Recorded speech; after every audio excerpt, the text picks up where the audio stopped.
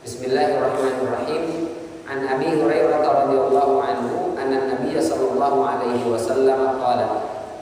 Dari Abu Hurairah, semoga Allah Subhanahu wa taala memberikan keridhaannya kepadanya, bahwasanya Nabi sallallahu alaihi wasallam bersabda, "Idza anna ahadukum an-nasa falyukhaffif fa inna fihi as-saghira wal-kabira wad-dha'if wa dzal hajah fa idza shalla wahdahu falyusalli kayfa syaa." Muttafaqun alaih. Kata Abu Hurairah, Nabi Shallallahu Alaihi Wasallam bersabda, apabila salah seorang di antara kalian mengimami manusia, falyukhaffif, maka hendaklah dia ringankan, tidak terlalu panjang, tapi juga tidak terlalu pendek, tidak terlalu sebentar. Falyukhaffif. Kenapa? Fa inna fihi as-saghir, karena boleh jadi di antara makmum itu ada anak kecil yang nggak bisa lama-lama berdiri. Anak kecil itu bawaannya bermain, berlari, berentah dia. Wal kabir, ataupun orang yang sudah sepuh, sama juga nggak bisa lama-lama berdiri. Kalau anak-anak pengen main, kalau yang sudah sepuh mana kaku dan keram, gemetaran, segala macam lah itu kan. Jadi nggak bisa lama-lama. Dhaif atau orang-orang lemah secara fisik, dia belum tua dan juga dia masih segar, cuma fisiknya lagi kurang sehat atau lagi ya, capek, letih, lelah dan seterusnya. Wadal hajah, dan orang-orang yang ada perlu, ada kebutuhan, mau cepat-cepat pergi karena ada janji misalnya, atau dia ada tugas, atau dia mau berangkat ke kantor, ke tempat kerjanya dan seterusnya. Maka kata Rasulullah Shallallahu Alaihi Wasallam, falyukhaffif, maka hendaklah imam itu meringankan bacaannya. Fa idza shalla wahdahu, kalau dia sholat sendirian, falyusalli kayfa syaa. Kalau dia sendirian, terserah sholat mau selama apa, sepanjang apa terserah. Bahkan kalau mau khatam Al-Quran 30 juz sekali dia sholat, monggo, nggak masalah. Kalau dia sholatnya sendirian. Tapi kalau dia menjadi imam, maka dia harus memperhatikan juga jamaahnya. Nah, ini sudah kita bahas kemarin. Yang dimaksud dengan meringankan itu mana batasannya dan seperti apa? Bahwa kalau sholat subuh dan sholat zuhur itu yang dibaca adalah tiwalul mufassal, dari ada yang mengatakan dari Az-Zariyat, ada yang mengatakan dari Qaf. Jadi surat Qaf sampai akhir juz 29 Al-Mursalat. Nanti kalau sholat asar dan sholat isya itu wasatul mufassal, dari An-Naba sampai dengan Ad-Duha. Kalau sholat maghrib, nah itu baru qisarul mufassal, berarti dari setelah Ad-Duha, Al-Insyirah atau Syarh sampai dengan sholat An-Nas. Ini kisaran panjangnya. Boleh surat-surat tersebut atau surat-surat yang lain dengan kadar minimal ya seperti itu bacaannya. Nah, itu standar. Jadi standarnya adalah ketentuan yang dijelaskan oleh syariat, bukan standarnya hawa nafsu kita. Kalau hawa nafsu kita maunya ya al-kafirun aja semua selesai udah. Subuh nggak usah lama-lama. Al-kafirun pura, al-kafirun pura. Baik. Ini sudah kita bahas kemarin di hadis-hadis sebelumnya. Hadis berikutnya an Amr bin Salimah radhiyallahu anhu qala. Dari Amr bin Salimah semoga Allah meridainya, beliau berkata qala abi, berkata ayahku. Berarti siapa ini? Salimah. Disebutkan sini Salimah bin Nafi' al-Jurmi. Ini merupakan sahabat saghir, sahabat kecil. Jadi dia masuk Islam di usia kecil dan sempat bertemu dengan Rasulullah Shallallahu Alaihi Wasallam, tapi tidak tinggal bersama dengan baginda Shallallahu Alaihi Wasallam, tapi masih masuk sahabat. Karena sahabat itu adalah mereka yang pernah sezaman dengan Rasulullah, bertemu dengan Rasulullah, beriman kepada Rasulullah dan mati dalam kondisi beriman. Itu 4 kriteria sahabat. Hidup sezaman. Ada yang sezaman tapi nggak ketemu, bukan sahabat. Ini dia sezaman dan harus ketemu meskipun cuma sekali. Dan selain ketemu dia harus beriman.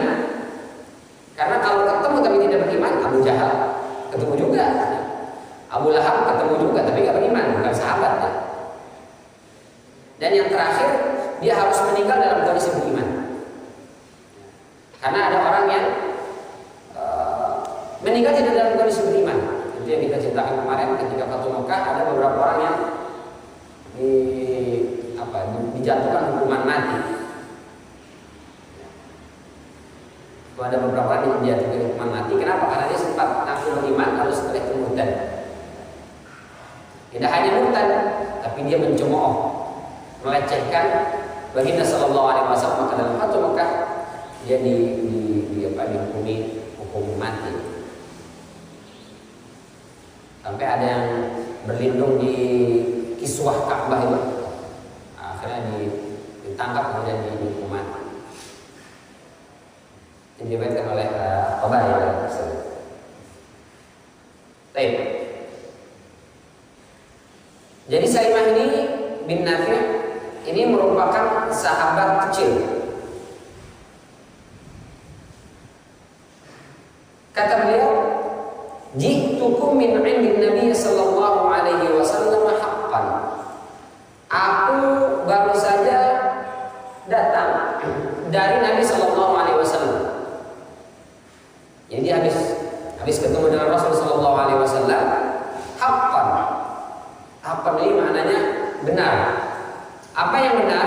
Pertama, Nabi sallallahu alaihi wasallam itu adalah merupakan nabi yang benar, membawa wahyu risalah dari Allah Subhanahu wa taala. Yang kedua, benar saya baru habis dari sana. Itu kira-kira. Lalu beliau berkata, "Fa idza hadaratis salatu falyu'adzin ahadukum wal ya'ummukum falyu'adzin wal ya'ummukum aktsarukum Qur'anan."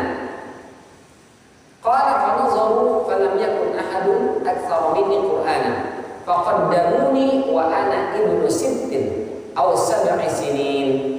Rawahu Bukhari wa Abu Dawud wa Nasa'i. Kata Salimah bin Nafi', saya habis ketemu Rasul sallallahu alaihi wasallam, lalu Rasul sallallahu alaihi wasallam mengatakan kalau sudah masuk waktu salat, falyu'adzin ahadukum. Hendaklah salah seorang di antara kalian adzan. Ini merupakan ketentuan harusnya adzan. Adzan itu mesti dikumandangkan ketika sudah masuk waktu salat. Baik di masjid atau di luar masjid. Rombongan kafilah misalnya buat suatu tempat masuk waktu salat, maka hendaknya salah seorang di antara mereka mengumandangkan adzan. Wal ya'ummukum aktsarukum Qur'anan. Lalu setelah itu hendaklah salah seorang di antara kalian menjadi imam, tapi syaratnya harus aktsarukum Qur'anan, yang paling banyak hafalan Qur'annya. Maka di sini menjelaskan tentang dua hal. Pertama, keharusan memandangkan adzan, tapi tidak dikasih syarat. Siapa yang memandangkan adzan? Siapa saja selama dia bisa adzan, tidak masalah. Mau suaranya bagus, mau suaranya enggak, nah, tetap adzan. Tapi kalau bisa yang suaranya bagus, jangan lah teriak-teriak gitu ya. Nah, yang bagus lah. Sadar-sadar dirilah kalau suara dia udah pales, serak, sember, cempreng, ya sebaiknya orang lain lah yang adzan, yang suaranya agak bagusan. Tapi kalau nggak ada yang suaranya bagusan, tapi dia lebih bisa nyanyi daripada azan. Suruh azan nggak pernah mau, ya udah nggak apa-apa. Tetap boleh sah.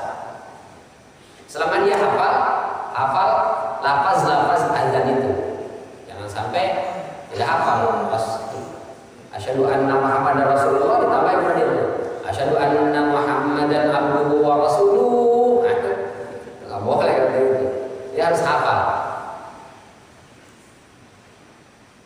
Atau kebalik, hayya 'alal falah dulu baru hayya 'alas shalah. Jadi harus hafal lafaznya. Ada pun kriterianya seperti apa orangnya? Apakah dia harus lebih tua, lebih muda? Apakah dia harus hafal Quran, apa hafal hadis? Nggak ada. Untuk muadzin siapapun boleh memandangkan azan. Yang penting udah masuk waktu azan atau masuk waktu sholat. Kalau belum masuk waktu, itu nggak sah azannya.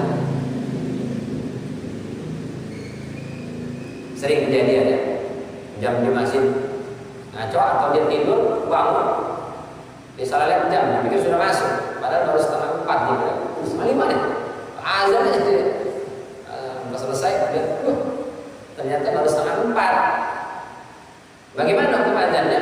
Otomatis tidak mengapa, itu tidak menjadi batal. Tapi jelas itu bukan azan untuk menginformasikan waktu sholat. Azan apa berarti itu? Ya azan tahajud. Boleh nggak masalah.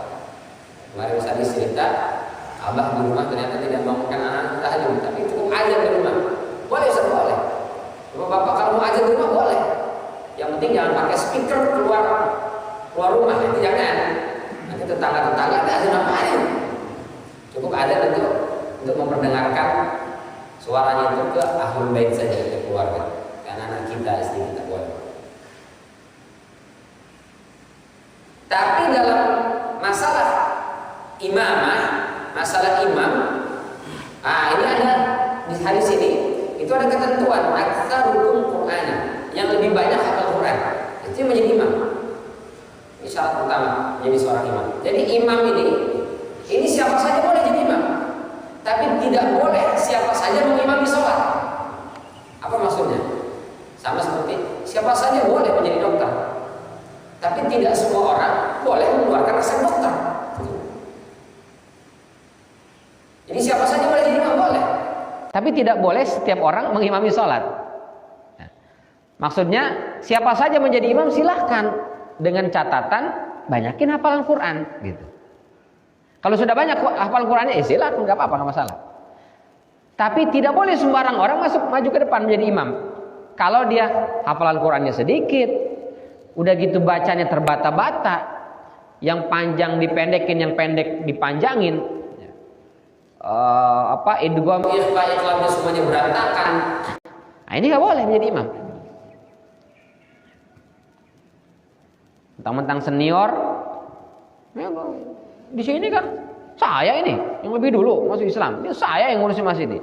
Nah, nggak bisa begitu. Kata Rasulullah Sallallahu Alaihi Wasallam, wal ya ummukum aktsarukum Qur'ana. Yang banyak hafalan Qur'annya itu yang lebih dulu maju.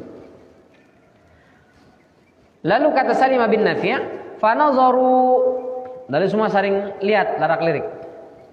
Ya, siapa yang kira-kira banyak hafalan Qur'annya? Falam yakun ahad aktsara min Qur'ana. Ternyata enggak ada yang lebih banyak hafalan Qur'annya melebihi hafalannya Salimah ini. Ya. Enggak ada. Faqaddamuni, maka semuanya dorong saya. Salimah ini disuruh maju jadi imam. Wa ana ibnu sittin aw sab'i sinin. Sementara saya ketika itu umurnya baru 6 atau 7 tahun. Karena anak ini yang paling banyak hafal Quran, dia suruh maju jadi imam. Nah. Hadis ini para ulama berbeda menyikapinya. Imam Syafi'i mengatakan boleh menjadikan anak-anak meskipun dia belum baligh tapi mumayyiz untuk menjadi imam. Mumayyiz itu apa? Mumayyiz itu dia sudah membedakan mana yang boleh, mana yang nggak boleh, mana yang pantas, mana yang nggak pantas. Itu sudah mumayyiz. Tapi belum baligh, belum mimpi basah misalnya. Ya. 6 atau 7 tahun itu belum baligh, tapi sudah mumayyiz di zaman itu. Jadi dia udah bisa membedakan serius mana main-main gitu. Nah, itu boleh. Tapi kalau belum mumayyiz, nggak boleh kata Imam Syafi'i. Nah, sekarang kan di hafiz cilik itu ada anak 4 tahun, 5 tahun Pak, sudah pada hafal sekian juz. Masya Allah, luar biasa. Kadang-kadang kita yang sudah kepala 3, 4, 5 pun kalah sama anak itu. Udah begitu bacanya bagus-bagus banget, Masya Allah ya. Di hafiz Indonesia apa hafiz cilik gitu ya. Yang Syekh Ali Jabir merupakan salah satu dirinya. Ya. Itu anak-anak kecil itu. Ya, Kecil-kecil sekali. Banyak diantaranya belum mumayyiz. Bagaimana kalau jadi imam? Kalau belum mumayyiz nggak boleh. Jangan-jangan nanti jadi imam dibakar main sama dia, bercanda-bercanda. Pas sudah ruku dia pergi, lari ke sana, lari ke sini sana. Nah itu gawat kalau begitu. Tapi kalau dia sudah mumayyiz, membedakan ini serius, ini main-main, mana yang main-main dan mana yang serius, nah itu boleh. Menurut Imam Syafi'i. Sementara menurut Imam Malik nggak boleh mutlak. Baik sholat fardu ataupun sholat sunnah nggak boleh menurut Imam Malik. Anak kecil yang belum balik, meskipun banyak hafal Qurannya, menurut Mazhab Malik nggak boleh.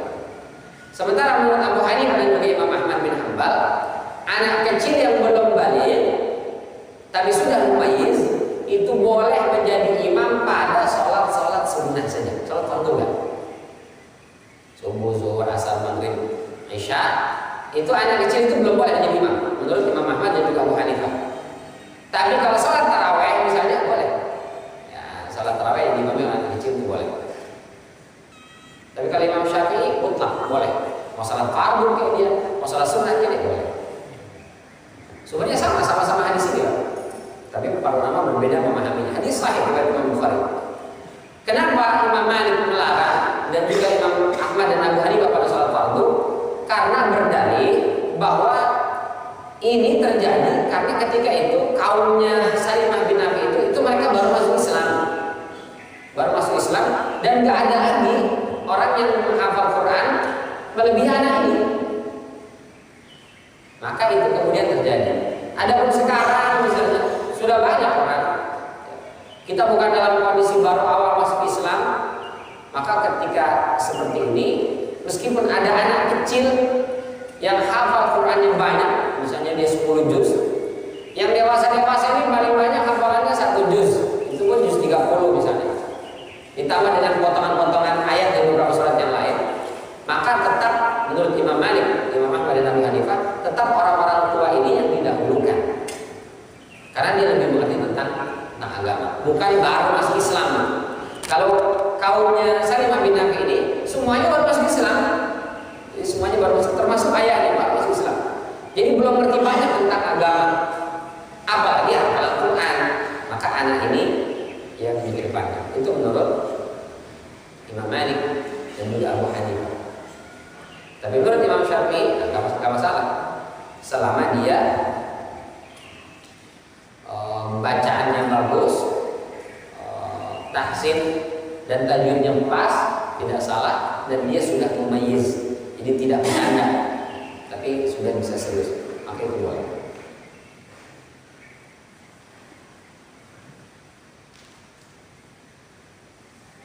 Hadis berikutnya masih tentang konsep imamah.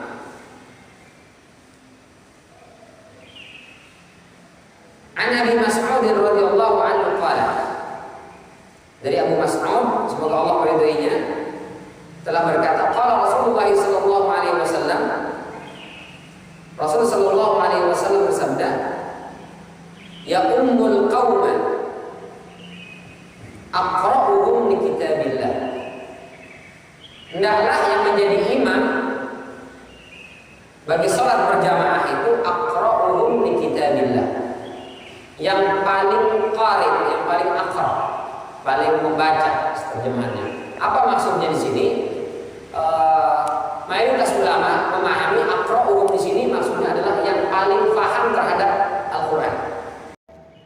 Karena para sahabat ketika mereka membaca ayat Al-Quran atau menghafal Al-Quran, itu mereka tidak akan pindah hafalannya itu sebelum mereka paham betul apa yang mereka hafal. Kata Abu Bakar, kata Umar. Kalau Umar bin Khattab mengatakan, saya mempelajari Al-Quran 5 ayat. Jadi 5 ayat dipelajari, dia hafal.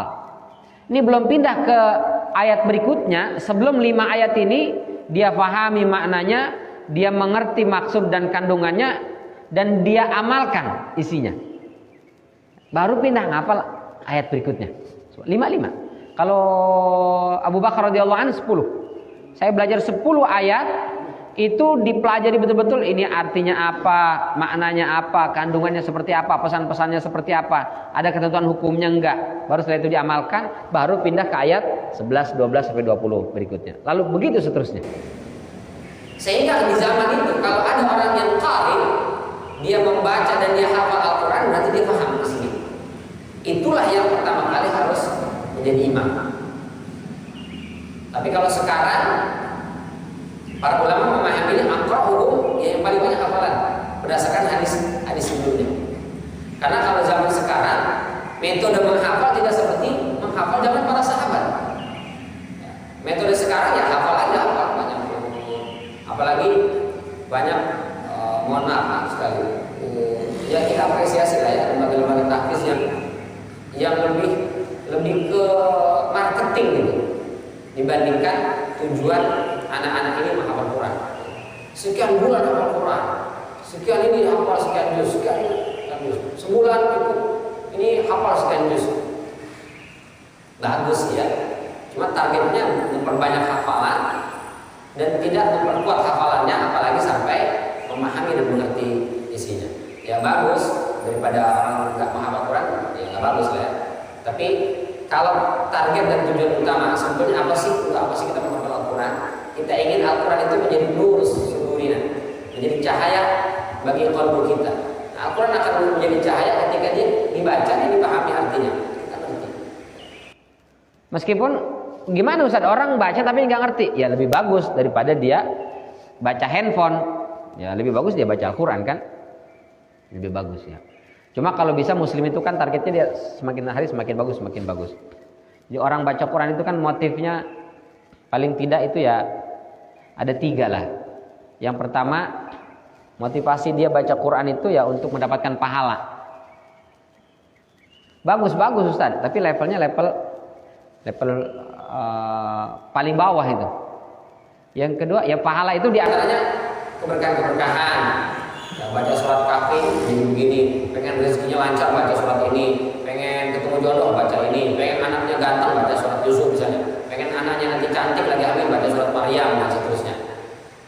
Motif-motif ini boleh nggak? Boleh, tapi itu motif rendah. Motifnya motif rendah. Karena Al-Quran diturunkan bukan untuk itu. Tapi kalau dapat itu ya nggak masalah. Daripada dia pengen kaya, pengen bisnisnya lancar datang ke dukun kan mendingan baca Quran. Ya itu lebih bagus. Tapi lebih bagus daripada gitu. Itu level pertama. Level kedua, baca Quran pengen dapat ilmu. Itu bagus. Dia baca Quran, dia ingin mengerti tentang syariat, ketentuan agama. Dia ingin mengerti bagaimana ayat-ayat berbicara tentang alam, bagaimana ayat-ayat berbicara tentang hukum A, B, C dan seterusnya. Dia ingin mendapatkan ilmu. Ini bagus. Ini sedikit atau satu tingkat lebih tinggi dibandingkan motif yang pertama, hanya sekedar mendapatkan pahala ya. Karena ilmu dia dapat, pahala juga dia dapat. Tapi ternyata itu bukan level paling tinggi. Yang paling tinggi adalah baca Quran dengan motivasi untuk mendapatkan hidayah. Nah, itu mestinya. Karena Al-Quran diturunkan adalah hudan lil muttaqin, hudan linnas. Al-Quran diturunkan untuk menjadikan hidayah buat manusia, menjadi hidayah untuk orang-orang bertakwa. Apa artinya hidayah? Dia baca Quran, setelah baca Quran dia merubah tutur katanya. Yang tadinya kata-katanya kasar, yang tadi suka mengumpat, suka memaki, menjadi tidak berani lagi. Yang tadi suka mencuri, yang tadinya suka berbohong, yang tadinya suka nipu, begitu dia baca Quran, ya Allah, ternyata nih orang tukang bohong tuh begini. Ternyata besok di neraka seperti ini. Ternyata balasan kebaikan seperti ini. Ya Allah, saya tinggalkan itu. Itu dia hidayah. Itulah hidayah. Ternyata Al-Quran berbicara tentang pemimpin begini, maka saya menjadi pemimpin harus seperti ini. Ternyata Al-Quran berbicara kalau sholat itu seperti ini, maka sholat saya harus seperti ini. Itu hidayah. Dan itu hanya bisa didapat kalau kita ngerti apa yang kita baca. Nah, dulu para sahabat begitu, baca Quran itu dipahami, dimengerti, belum pindah ke surat berikutnya sebelum dipahami, diamalkan. Sehingga kalau hadis mengatakan aqra'uhum li kitabillah, itu bukan cuma sekedar paling banyak hafalannya, tapi dia paling mengerti tentang Al-Quran. Itu yang pertama.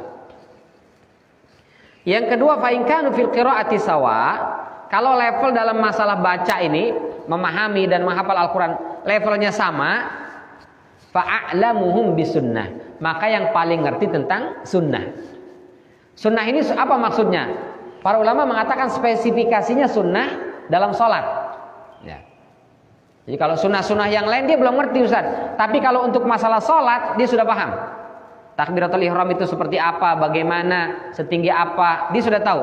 Apa bacaannya, iftitah, bagaimana hadis Rasul menjelaskan tentang itu, bagaimana ketentuan baca Al-Fatihah, baca surat, bagaimana posisi ruku, i'tidal, sujud, tahiyat, duduk yang terdua sujud dan seterusnya. Itu semua dia sudah tahu hadis-hadisnya meskipun belum hafal. Nah, itu maksudnya. Jadi kalau dia sudah ngerti sunnah-sunnah tentang ibadah salat itu, maka dia boleh maju menjadi imam. Kalau yang baca Quran tadi atau hafal Quran itu levelnya sama. Fa in kanu fi sunnati sawa, kalau level pengetahuan sunnah tentang salatnya semuanya levelnya sama, fa aqdamuhum hijratan, maka yang lebih dulu hijrah itu dia yang menjadi imam. Nah, kalau di kita hijrah enggak lah ya udah.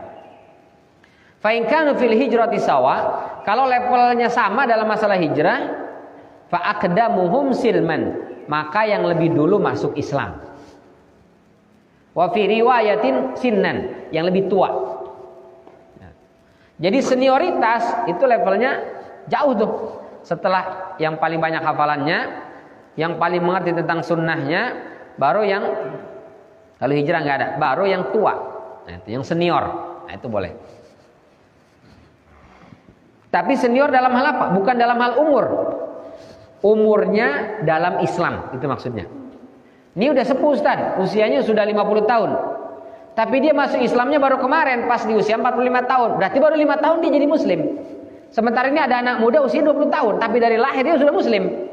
Lebih tua mana? Lebih tua yang 20 tahun dalam Islam. Jadi umurnya dalam Islam. Itu maksudnya.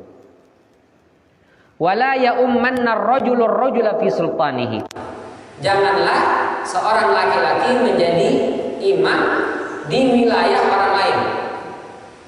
Misalnya saya tinggalnya di Puri Serpong, datang ke Kalunawara sini. Maka jangan ujung-ujung saya mau jadi imam di sini, yang berhak ya imam yang ada di sini. Ya. Kita nih mentang-mentang hafal Quran, datang ke suatu tempat langsung aja maju jadi imam, itu nggak boleh. Karena di situ ada yang menjadi imam di sana. Tapi sama imam di situ Ustaz, dengan saya lebih banyak hafalan saya, lebih bagus bacaan saya ada sanadnya. Imam itu apaan dia? Meskipun seperti itu kata Rasulullah SAW, karena itu adalah tempat di mana dia selama ini menjadi imam, untuk level kaumnya dia lebih baik, atau dia yang terbaik. Kalau dibandingkan dengan kita mungkin kalah. Ya. Tapi karena dia di situ sudah ditunjuk jadi imam, maka kita harus menghormati hak dia. Ya. Kecuali orang itu, imam itu yang memaksa kita atau mempersilahkan kita untuk jadi imam, itu baru. Ya. Seperti Syekh Sudais datang ke Indonesia, mentang-mentang beliau imam Masjidil Haram, datang ke sini langsung maju aja jadi imam. Enggak. Beliau tetap tidak mau jadi imam, tetap imam yang terbiasa atau imam yang sudah ditetapkan di Masjid Istiqlal itu jadi imam. Sampai kemudian semuanya mendorong meminta beliau untuk jadi imam. Nah, baru beliau jadi imam. Ketika itu di zaman masih Pak Kiai Mustafa Al-Yaqub ya. Beliau diminta untuk jadi imam, baru jadi imam. Itu akhlak seorang muslim. Tidak mentang-mentang ya, langsung maju ke depan. Wala yaq'uda fi baitihi ala takrimatihi illa biizni. Juga jangan sampai seseorang itu ketika bertamu datang ke rumah orang langsung duduk aja tanpa dipersilahkan, atau sebelum dipersilahkan udah langsung duduk. Nah, itu nggak boleh. Jadi kalau belum dipersilahkan diri aja. Sampai kapan? Sampai dipersilahkan duduk. Kalau nggak dipersilahkan duduk, Ustaz gimana? Ya udah diri terus. Ya paling sahibul baitnya kurang pengertian. Ini udah pegal banget kagak disuruh-suruh duduk, gimana ceritanya nih? Ya. Jadi nggak boleh. Termasuk sudah dihidangkan gitu, jangan langsung makan. Itu akhlak seorang muslim. Ya. Tunggu sampai dipersilahkan. Silakan dicicipi, silakan. Ya. Kita disuruh duduk di meja itu sudah ada kue-kue segala macam. Gitu duduk langsung aja mencomot. Nah, itu bukan akhlak dan adab seorang muslim. Ini kucing belum dipersilahkan naik, udah naik aja nih. Nah, ini ketentuan tentang imamah diriwayatkan oleh Imam Muslim. Dalam riwayat Ibnu Majah dari hadis Jabir radhiyallahu anhu ada tambahan, wala ya ummanna imra'atun rajulan. Tidak boleh seorang wanita mengimami jamaah laki-laki. Wala a'rabiyyun muhajiran, dan tidak boleh orang Arab Badui mengimami sahabat-sahabat muhajir. Wala fajirun mu'minan, dan tidak boleh seorang fajir, pelaku maksiat, pelaku dosa mengimami orang-orang beriman. Wa isnaduhu wahin. tapi sanadnya terdapat kelemahan karena ada Abdullah bin Muhammad al-Adawi. Ini merupakan perawi yang dhaif. Untuk yang terakhir nanti akan kita bahas di pertemuan berikutnya, ketentuan seorang wanita menjadi imam seperti apa. Terus orang-orang Arab Baduy yang tidak berpendidikan mengimami orang-orang yang berpendidikan, itu seperti apa ketentuannya, termasuk bolehkah kita bermakmum kepada imam yang kita tahu dia pelaku maksiat atau dia pernah berbuat zalim.